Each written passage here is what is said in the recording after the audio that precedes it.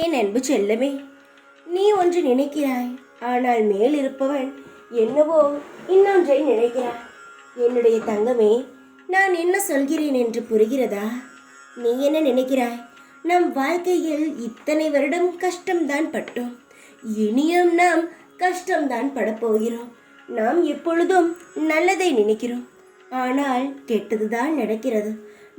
நாம் நினைப்பதா நடக்கிறது என்று நினைக்கிறாய். ஆனால் தெய்வம் என்ன நினைக்கிறது தெரியுமா? என்னுடைய தங்கமே, இத்தனை ஆண்டுகள் நீ கஷ்டப்பட்டது எல்லாம் போதும். இனி நான் உனக்கு நீ ஆசைப்பட்ட வரத்தை தருகிறேன் என்று நீ நினைப்பதற்கு அனைத்தையும் செய்து தரப்போகிறதா? அது தெரியாமல் கவலைப்பட்டு கொண்டிருக்கிறாய். இத்தனை நாட்களையும் ஆண்டுகளையும் தான் நீ பார்க்கிறாய் கஷ்டப்பட்டதை. ஆனால் இனி எப்படி நீ வாழப்போகிறாய் என்பதை நீ இன்னும் பார்க்கவில்லையே. இனி நீ பார்ப்பாய். உன்னுடைய ஒவ்வொரு அசைவிலும் நான் இருப்பேன். நான் எப்பொழுதும் இருந்து கொண்டுதான் இருப்பேன் என்பதை நீ மறந்து விடாதே. இத்தனை ஆட்கள் நீ நினைத்தது நடக்கவில்லை என்பதற்காக சோர்ந்து போய் விட்டாய். அதனால்தான் இவ்வளவு விரக்தியாக நீ நினைக்கிறாய். தங்கமே, வாழ்க்கையில் இதுவரை ஒரு வெற்றியை கூட பார்க்காத உன்னுடைய வாழ்க்கை இனி படிப்படியாக அனைத்து வெற்றிகளையும் நீ எதற்காக ஏங்கி இந்த விரக்தியான மனதுக்கு வந்தாயோ அந்த சுப நிகழ்வுகளையும் உன்னுடைய வாழ்க்கையில் நீ பார்ப்பாய். அதுவும் சீக்கிரத்திலேயே நீ பார்ப்பாய்.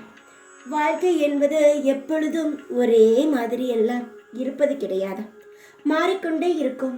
நேற்று நடந்தது இன்று நடக்குமா, இல்லை இன்று நடந்தது நாளை தான் நடக்குமா?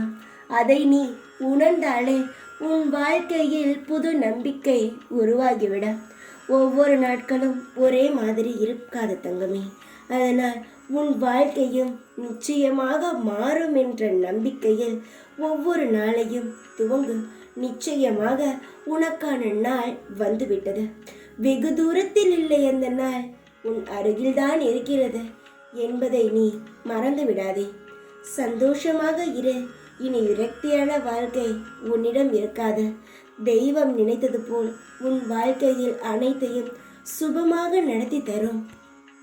உன்னுடைய அன்பான இந்த சாயான நான் உனக்கு எல்லா ஐஸ்வர்யங்களையும் அள்ளி தருவேன். தைரியமாக இரு. எப்பொழுதும் உன் கூடவே இருப்பேன் நான். ஓம் சாய்ராம்.